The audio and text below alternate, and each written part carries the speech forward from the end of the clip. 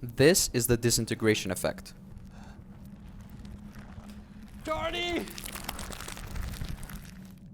It was popularized by Avengers Endgame, and it's recognized and loved by the community. So today I'm going to attempt to recreate it with code from scratch. Okay, so here's how I did it. I divided the screen into equal sized chunks. Then I made a line that moves from left to right. If that line touches a chunk, then the chunk starts moving.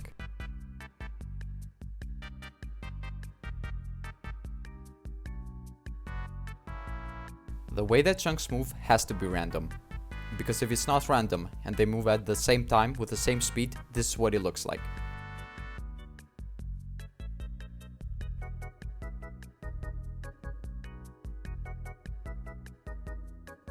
We have to introduce some randomness to it to create that particle generic feeling.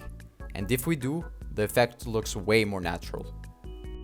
Now that we have the logic in place, we are ready to make the effect. We just need footage. For obvious reasons, I went with this picture of bread as our footage. I wrote the script that handles all the calculations and takes a picture every time. And now, I know I said we're making a video and not a bunch of pictures, but at its core, this is how videos are made.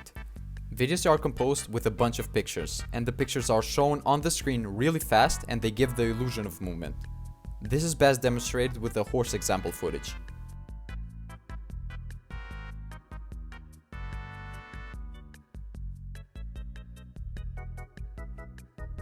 People are surprised to find out that this is how videos are made, but you'd be more surprised to find out that this is how real life works too. In real life, you don't have infinite frames per second. There exists a smallest duration of time, meaning that particles don't move like this, but in fact they move more like this. And we can calculate the FPS of real life, and this is it. I know it's a huge number, but it does not compare to infinity. But moving on to the visual effect, so I ran the script and it took almost 4 hours for it to complete, which is really slow.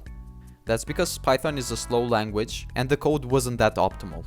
Here's a time lapse of each frame getting rendered.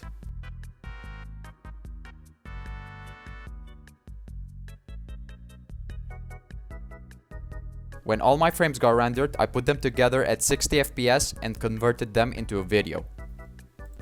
The video was finished much faster, but I was surprised to find out that it was almost 9 GB big on storage. The video was 19 seconds long, but it still occupied 9 GB of space. The time-lapse video was an hour long, and it only occupied 200 MB. The reasoning for that is because I haven't compressed the video yet, but after I compress it, it turns into 30 MB. And finally, I can show you the results.